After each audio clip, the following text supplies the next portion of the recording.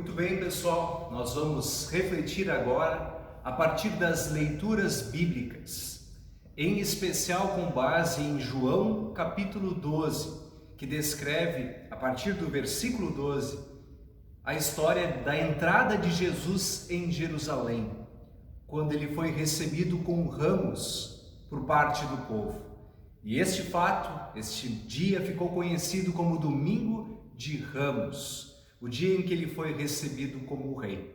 Que Deus abençoe o meu falar e o ouvir de vocês. Amém.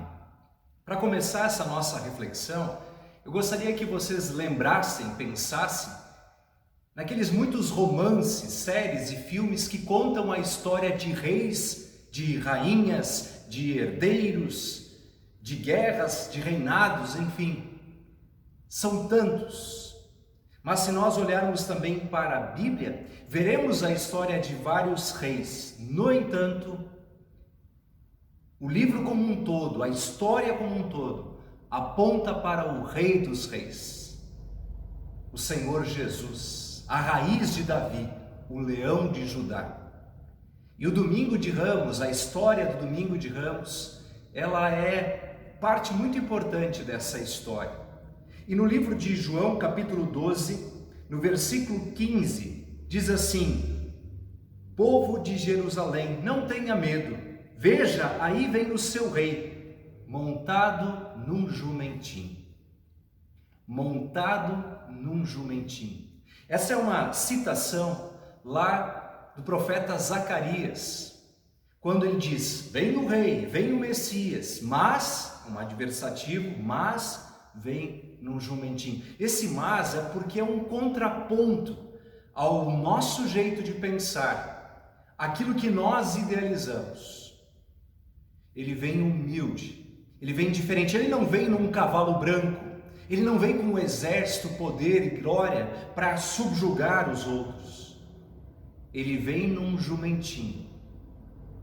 Lá ele é recebido, as pessoas o receberam com ramos nas mãos. Em outras culturas, poderia ser talvez um tapete vermelho que estende, reconhecendo que ali está alguém nobre, alguém rei.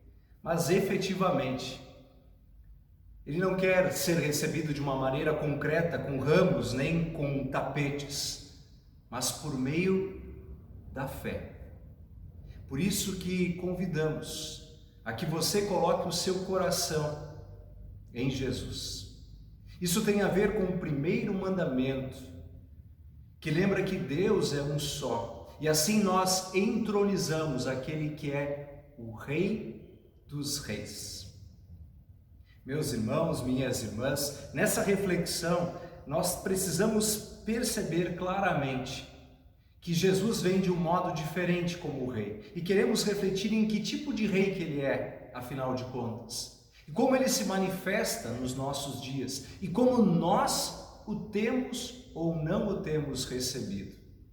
Na época de Jesus, muitos não o receberam por causa desta humildade toda. Inclusive, no próprio capítulo 12, base para essa nossa reflexão, no versículo 42 e 43, fala de alguns líderes que até creram em Jesus, mas diz assim que não falavam publicamente a favor dele, para que os fariseus não os expulsassem da sinagoga.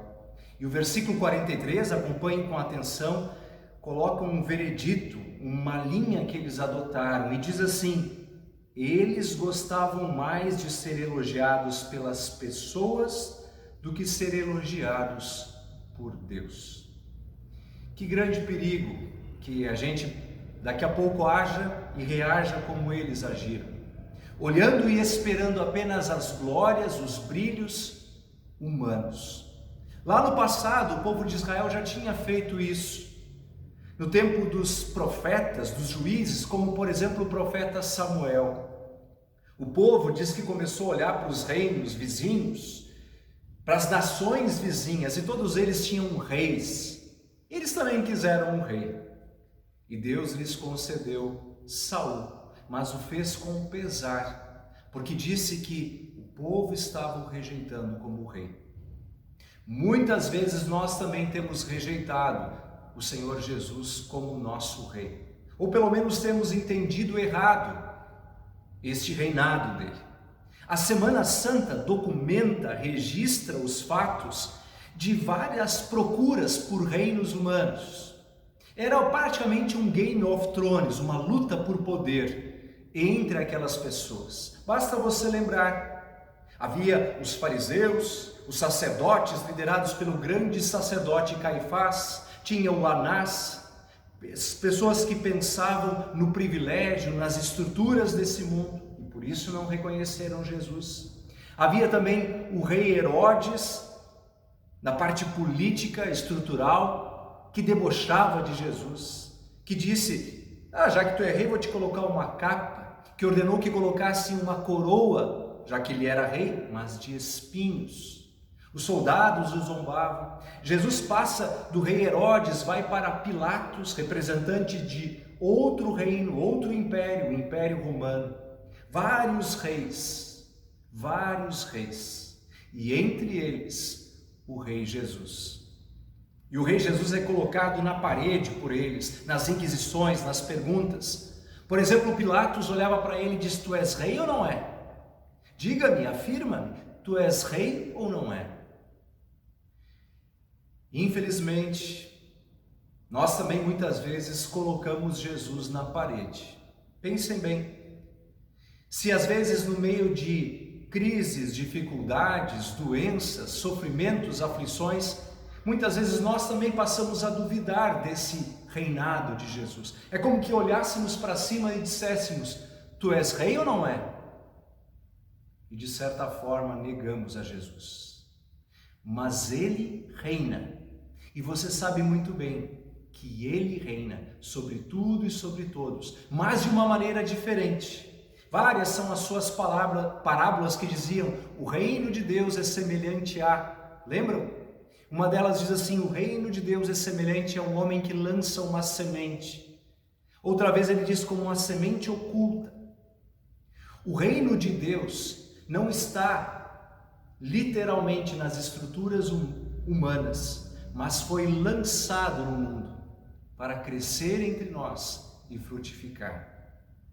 A gente tem que parar um pouquinho e entender melhor como é esse reino de Deus, esse que veio num jumentinho, que lá quando estava no ventre de Maria, aliás, ainda no útero de Maria, ele foi de Nazaré para Belém também num jumentinho, não para ser colocado num berço de ouro, mas junto a uma manjedoura.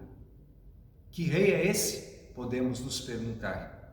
Quantos confundiram, aliás, muitos seguidores de Jesus esperavam que ele ascendesse ao trono do Império Romano, que ele fosse coroado, que ele fosse rei. Aliás, acho que Judas pensava isso, dentro do plano de traição. Queria forçá-lo a buscar uma estrutura política. E, gente, quantas vezes os cristãos hoje em dia esforçam-se e buscam também com bancadas e poderes a estrutura humana de poder, os tronos humanos. E esses tronos humanos vivem em conflito. Esquecem-se do que Jesus respondeu para Pilatos, quando Pilatos perguntou para ele. Jesus disse, o meu reino não é deste mundo, mas foi plantado nesse mundo. Não podemos esquecer disso. Ele é o Rei dos Reis. Aqueles que o debocharam e colocaram para longe, viram que ele morreu. Mas no terceiro dia ele ressuscitou, vive e reina para sempre. Meus irmãos, minhas irmãs, eu preciso lhes dizer com toda a segurança, Cristo reina. É bem certo que ele disse assim, no mundo passais por aflições. Portanto, quando vier sinais, dificuldades, pandemias, doenças, problemas, não se apavorem, faz parte desse mundo, mas não esqueçam, ele continua a reinar. Por isso podemos buscar e invocar com um coração certo e esperançoso de que ele atende às nossas orações. No início, meus irmãos, eu citei romances, séries e filmes. Aliás, todos eles normalmente têm um final feliz, não é verdade?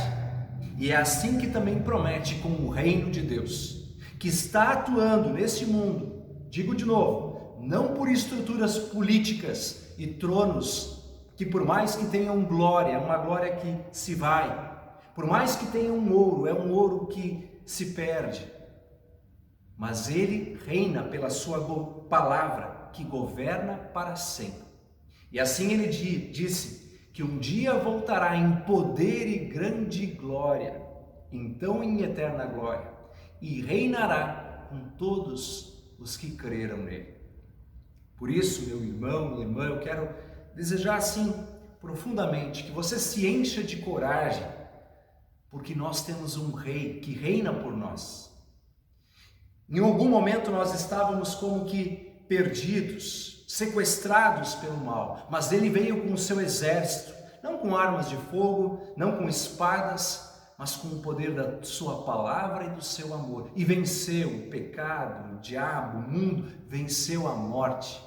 E agora nada pode nos separar deste reino. Por isso tenha coragem, tenha firmeza, viva os dias de sua vida como alguém que serve o Rei dos Reis, que veio em humildade e que reina em todas as coisas. Sempre quando olhamos a estação mudar, uma flor abrir, uma semente crescer, uma planta frutificar, podemos reconhecer que Deus continua reinando e que, sobretudo, Ele encontre no nosso coração também um lugar, um trono, e que a gente possa dizer sempre de novo: venha o teu reino, reina também em mim.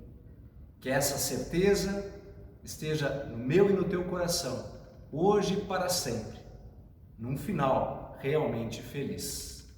Amém.